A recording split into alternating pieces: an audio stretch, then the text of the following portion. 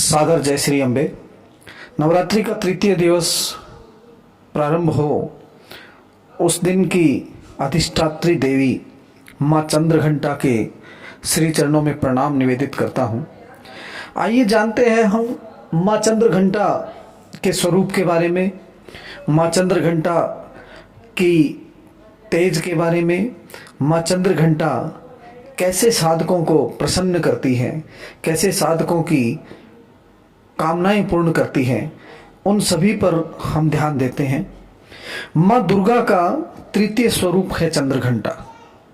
यह नाम बड़ा अद्भुत है, चंद्रघंटा। अगर हम इसका संधि विच्छेद करें तो चंद्र और घंटा दो शब्द मिलकर के चंद्रघंटा बनता है। चूंकि यह भी माँ पार्वती का ही एक स्वरूप है जो सिंह पर विराजमान है, तो इनके पति भी भगवान शिव हैं, और जो शिव के ललाट को सुशोभित करते हैं वह चंद्रमा माँ भगवती चंद्रघंटा के ललाट को भी सुशोभित करते हैं। परंतु चंद्रघंटा के ललाट पर चंद्रमा का आकार जो है वो घंटे के आकार में है, अर्थात तिलक के रूप में चंद्रमा जो है वह एक घंटे की आकृति लिए हुए दिखाई देता है। इसलिए माँ का स्वरूप चंद्रघंटा कहलाता है। और द्वितीय दिवस पूर्ण होने के बाद तृतीय दिवस की साधना जब साधक प्रारंभ करता है तो उसकी कुंडलिनी तीसरे चक्र अर्थात मणिपुर चक्र में प्रविष्ट होती है। यह बड़े ध्यान देने का दिन है। इस दिन साधक जब अपनी साधना के चरम की ओर अग्रसर होता है तो दिव्य अनुभूतियां उसको प्राप्त होती है। उसे अनेकानेक दिव्य सुगंधियों का आभास होता है, उसे अलौकिक वस्तुओं का दर्शन होता है, उसे हल्की हल्की घंटों की ध्वनियां सुनाई देती है। अतः ये क्षण साधक के लिए बड़े सावधान रहने के दिन होते हैं। बड़ी सावधानी पूर्वक माँ चंद्रघंटा का पूजन करना चाहिए। माँ चंद्रघंटा बड़ी शीघ्र प्रसन्न होने वाली स्वरूप है माँ का।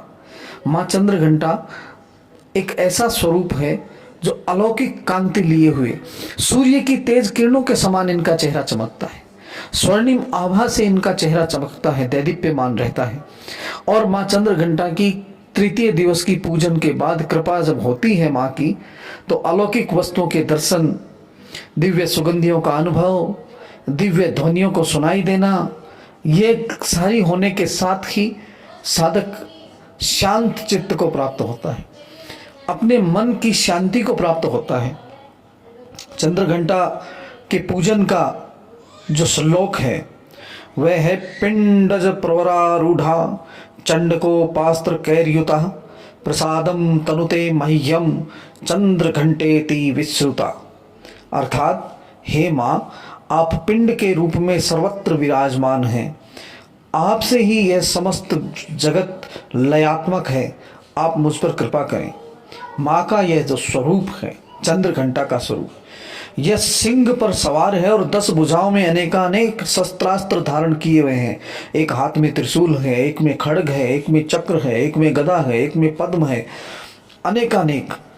और हर वक्त ऐसा लगता है माँ युद्ध करने को आतुर है, माँ युद्ध करने को उद्धत है, माँ युद्ध करने के लिए हर वक्त तैयार है। परंतु इसी के साथ माँ का यह स्वरूप बड़ा शांतिदायक भी है, माँ का यह स्वरूप बड़ा कल्याणकारी भी है, क्योंकि शांति की सुरक्षा हमेशा शक्ति ही करती है। और माँ चंद्रघंटा शक्ति का जीवंत प्रतीक है। और इनका रंग, इनका स्वरूप अलौकिक है, जिसके बारे में कहा नहीं जा सकता। यह बड़ी शीघ्रता से प्रसन्न होती है। माँ भक्तों के कष्टों का तुरंत निवारण करती है। और इनका उपासक सिंह की तरह पराक्रमी और निर्भय हो जाता है। प्रेत बाधा जिन लोगों को परेशान करती है उन्हें विशेष रूप से माँ चंद्रघंटा का पूजन अर्चन करना चाहिए।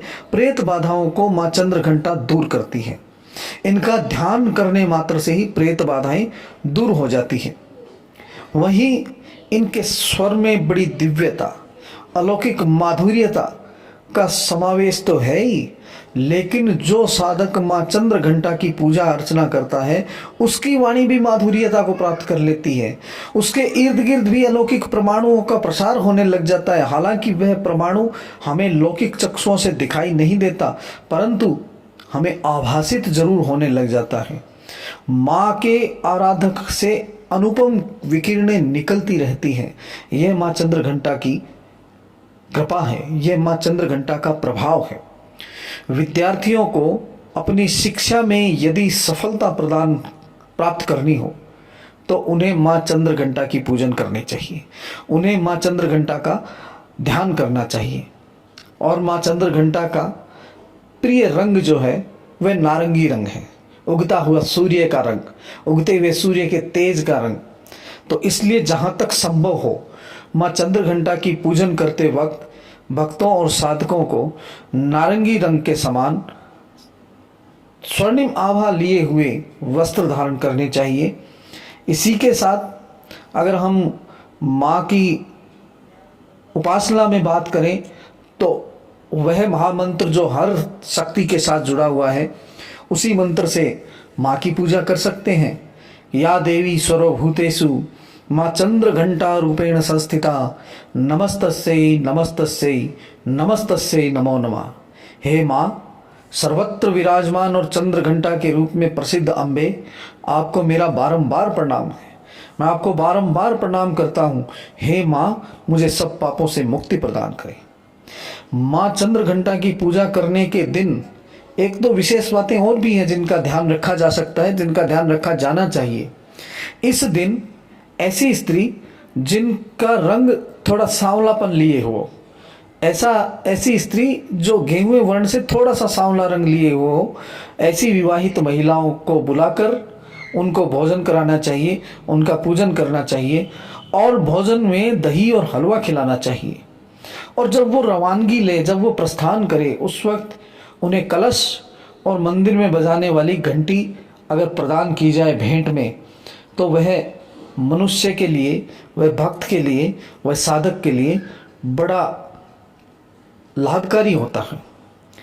माँ का एक सरल मंत्र है ओम एम ह्रीम क्लीम, जिससे माँ की पूजन की जा सकती है। वही माँ का मूल उपासना मंत्र मैंने पहले ही बताया था, पिंडज प्रवरारूढ़ा चंडकोपास्त्र कैर्युता प्रसादम तन्नुते मह्यम चंद्र घंटेति विश्रुता। इसी तरह माँ का बीज मंत्र जो है, जिसकी हम माला फेर सकते हैं, जिसको हम जप कर सकते हैं, वह है ऐं श्रीं शक्तये नमः, ऐं श्रीं शक्तये नमः। तो इस बीज मंत्र से और महामंत्र से और माँ चंद्रघंटा की उपासना मंत्र से यदि हम प्रारंभ करें, यदि हम पूजन करें माँ चंद्रघंटा का, तो माँ चंद्रघंटा से हमें दिव्य अनुभूतियाँ प्राप्त होती है। माँ चंद्रघंटा शीघ्र प्रसन्न होती है। माँ चंद्रघंटा मनुष्य को अलौकिक तेज प्रदान करती है, विद्या प्रदान करती है, शांति प्रदान करती है। तो तृतीय दिवस के नवरात्रि के पावन अवसर पर आइए हम सब माँ चंद्रघंटा की उपासना करें, माँ चंद्रघंटा को प्रणाम करें। हे माँ चंद्रघंटा, आपकी जय हो, आपकी जय हो। आप